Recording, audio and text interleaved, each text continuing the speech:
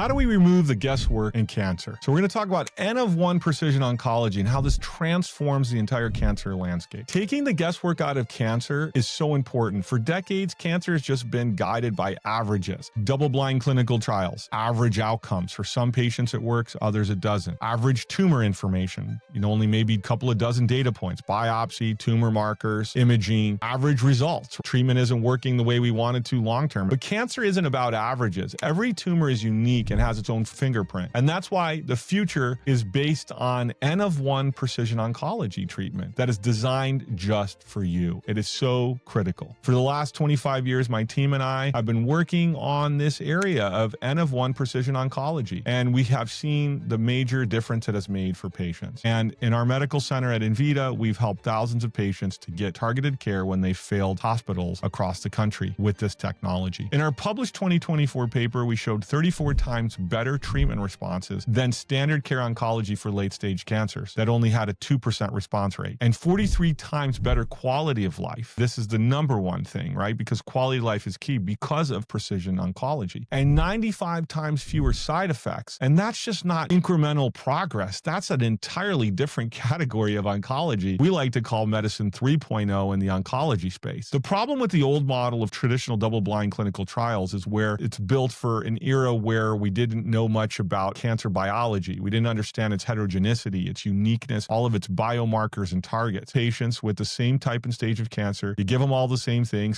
Half of them get the drug, half get a placebo, and then we measure the difference in the outcome. But here's the problem. That approach ignores thousands of molecular targets, differences between tumors, between patients, and more importantly, it doesn't hit the targets that they need in the way that precision can. And for patients with advanced cancers, it often means they get the wrong treatment or they get a lot of side effects and they never get the care designed uniquely for their cancer in the first place. The first evidence we saw of precision oncology were studies like iPredict and Wither, where they published in Nature Medicine and proved that the more genetic matching you had or target matching, you had a better outcome and you got targeted drugs, and the better the patients responded. And those with high matching scores lived longer, meaning the more targets they got treated, the better. And that's controlled the disease and gave a better quality of life and outcome. In the Wither trials, they went a step further. They showed that matching the transcriptomics, the RNA activity map on your own tumor with genomics, they had more effective care overall. This multi-omics approach reaches patients who would have been completely missed by traditional cancer testing alone. That's just standard genomics. Both sides point to the same truth. When you match treatment to all of the patient's actionable targets, you get better results. Now, how precision oncology works, at least in my experience with Envita over the last 25 years, is it's at an entirely different level. It's RNA, so that's transcriptomics. It's DNA genomics. It's immune profiling and spatial biology and metabolomics. And then all of this goes to work along with the standard imaging, biopsy, and tumor markers, and we gather thousands of data points. And those are custom matched, off-label, and integrative agents to hit those targets. And that's the huge advantage, is the custom drug design to fit what the patient needs. Transcriptomics genes are active in driving growth like RNA, immune profiling, how the immune system is responding. Is it hot or cold? Is it going throughout the body and actually finding the cancer? Is it evading it? Spatial biology helps us to map things like tumor microenvironment and understand how the immune system is being blocked or what needs to be done for the cancer to overcome its resistance. Root cause analysis helps us to look at infections, chemical toxins, heavy metals. Give you an example. We knew years ago that infections like Lyme disease were linked to breast cancer. And just a few years ago, a study was published that proved that, but we saw that. So whenever people have infections, whether they're tick-borne, viral, bacterial, mycotoxin, fungal, parasitic, whatever it might be, they're weakening the immune system. And they may sometimes be the actual cause of the cancer because they cause that problem with immune evasion and allow mutations to grow and spread. So when we use these proprietary algorithms that we've developed over several decades, we design custom care that's N of 1 treatment. And so now the chemo immunoprecision, we can go right to the tumor if we need to, direct to tumor if there's resistance. We can also go systemically to the body with microdosing and targeting because we're removing the guesswork. We're getting the data to guide. Now, it's not that every single patient we treat is automatically cured, but the response rates are significantly higher in our clinical experience as we published in 2024 and getting better and better and better. Length of life and quality of life. And yes, we do see some fantastic remissions along the way that you wouldn't see without this technology. Restoring and expanding things like natural killer cells and dendritic cells,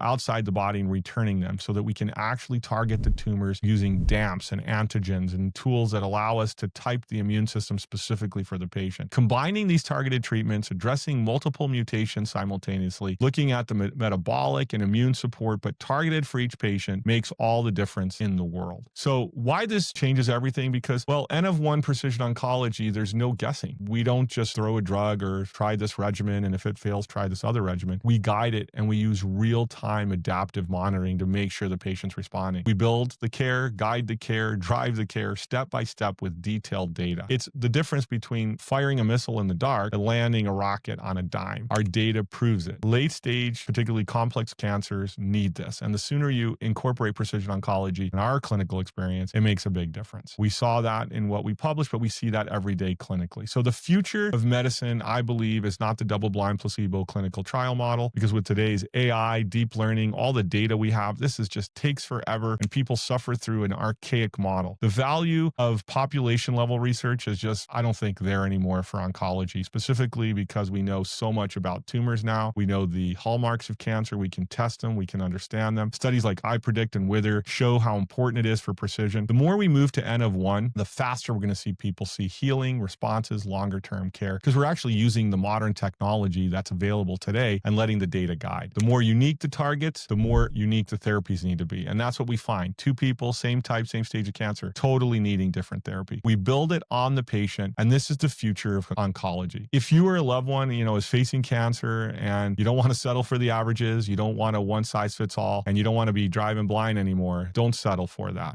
Choose precision oncology. Look for it. Ask for it. There's even questions you can ask your oncologist.